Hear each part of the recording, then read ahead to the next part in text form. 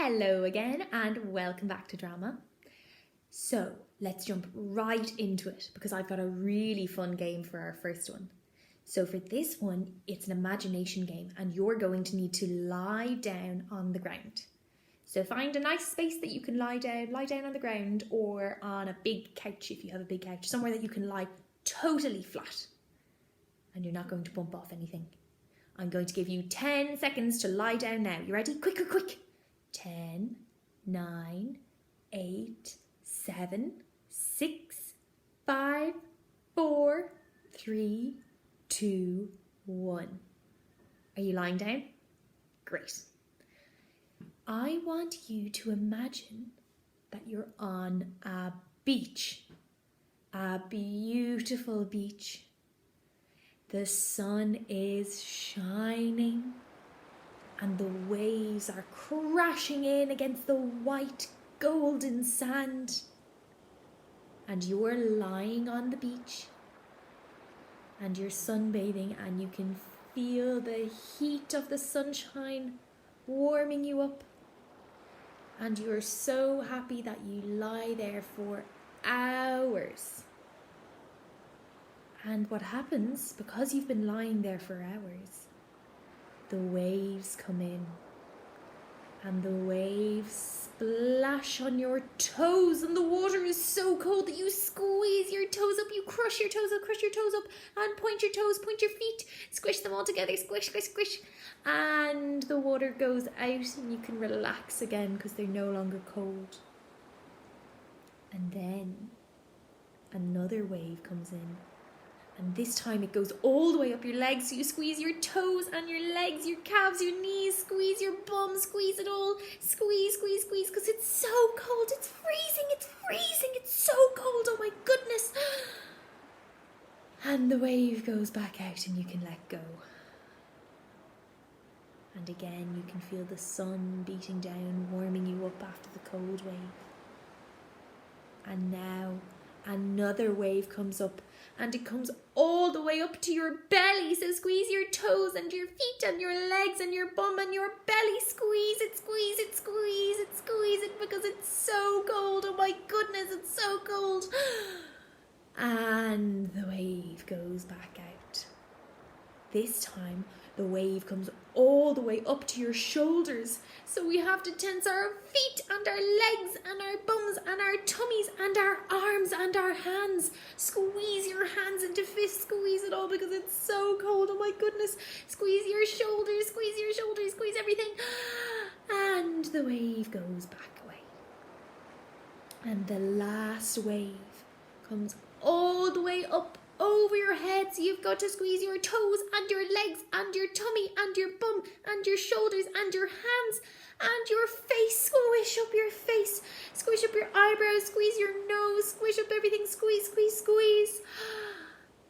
And the water ebbs away back to the sea. And there's no more cold waves. Just the warm sun beating down on you, warming you up. And you can lie there for a moment and just feel the heat of the sunshine on your legs and your arms and on your face as you feel totally relaxed.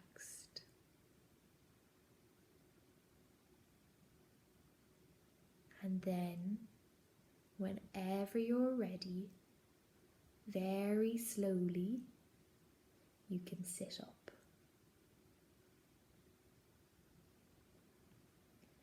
Now you can stay sitting or you can stand, and we're going to do our breathing exercise.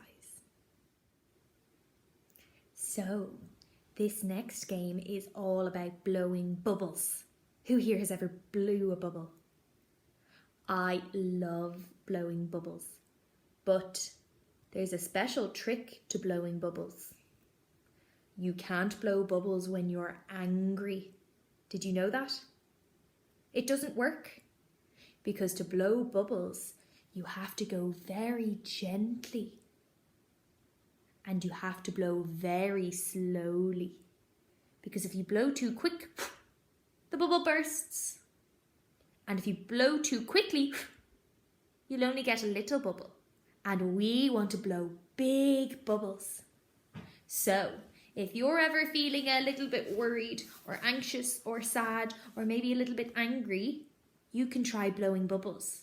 Because after this, we're all going to know how to blow bubbles. So, we need to take our stick and we need to dip it into the bubble mixture.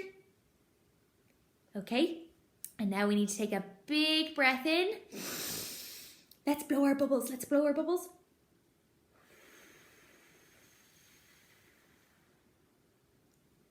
Very good. Did you manage to blow a bubble? You did. Let's try again. Let's do another bubble. Dip it in. Oh no! I blew too quickly and my bubble burst. Did yours? Never mind. Let's do another one. Let's do another one. Dip our bubble in. And let's blow again.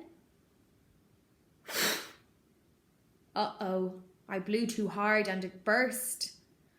Silly Grace, you need to blow slowly and gently. Okay, last go. Let's have another try. Deep breath in.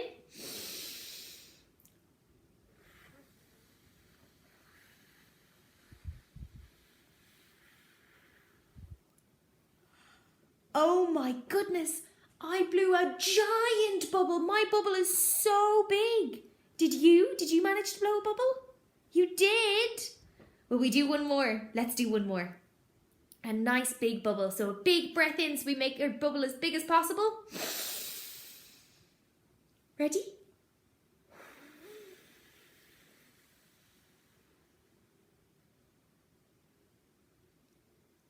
Wow!